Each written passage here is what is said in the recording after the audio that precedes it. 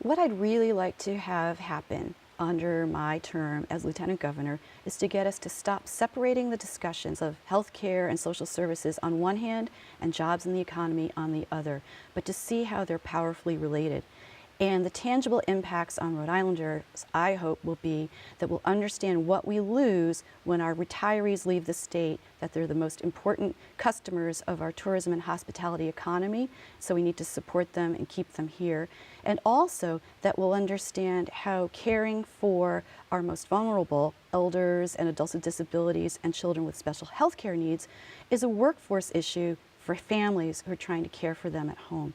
They're all related, and if those two things can happen because of my contribution, I will have been a success.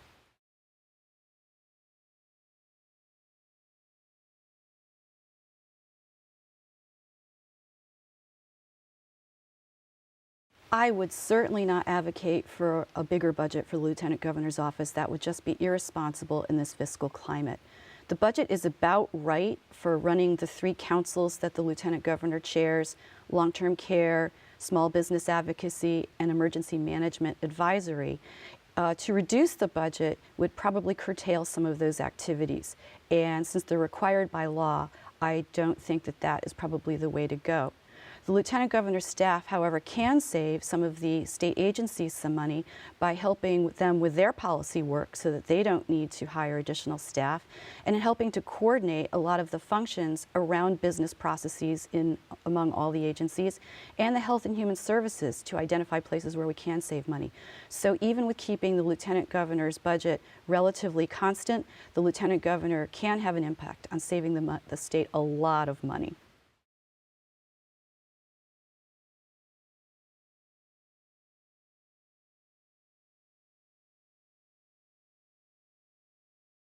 I would use my chairing of the Small Business Advocacy Commission to really draw attention to the need to move regulations and red tape out of the way so that small businesses can thrive, and to advocate for getting rid of the $500 annual fee for small businesses to have the privilege of staying in business, but also cross-pollinate the work with the Long-Term Care Coordinating Council so that we also understand that physicians' offices and small social service nonprofits that contract with the state are small businesses as well, that employ, that have to buy health insurance, that have offices, that face red tape and bureaucracy with the state that doesn't always have to do with health and safety.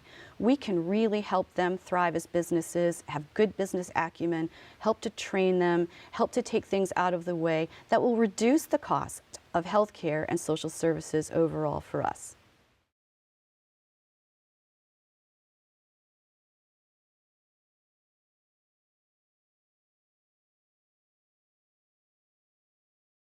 I would just simply talk with the governor and with members of the assembly who will be from an opposing party. And I think that is unique in today's political climate. We look at Washington, where the two parties just are entrenched and aren't even civil to each other.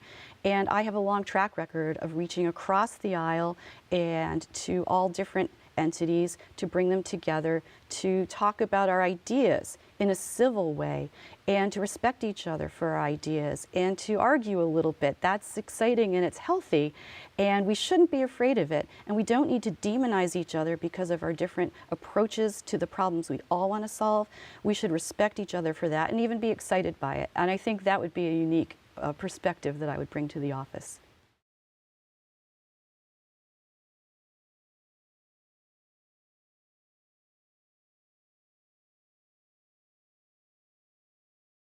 One of the things we need to do when we think about emergency management is to understand it's not a response to a single event or a single storm, but something that we have to attend to at all times. We need to make sure that our vulnerable populations, elders, people with special health care needs, people with disabilities, are resilient and that we can attend to them in time of need, and that takes a lot of planning.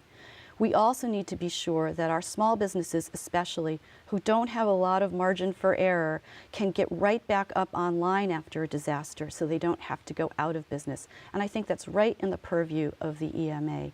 And also, I want to make sure that we are ready for large infusions of federal assistance in a way that we can properly account for how it's spent when we're under duress in the state, when we're dealing with a lot of need at a lot of the same time, that's something that we can do. That agency over time has had problems with audits of accounting for federal funds, and it's understandable across the country. States struggle with that when you're trying to help a lot of people with a lot of money in a relatively short period of time. But that's something we can plan for better, and that's something I want to stress with our agency here.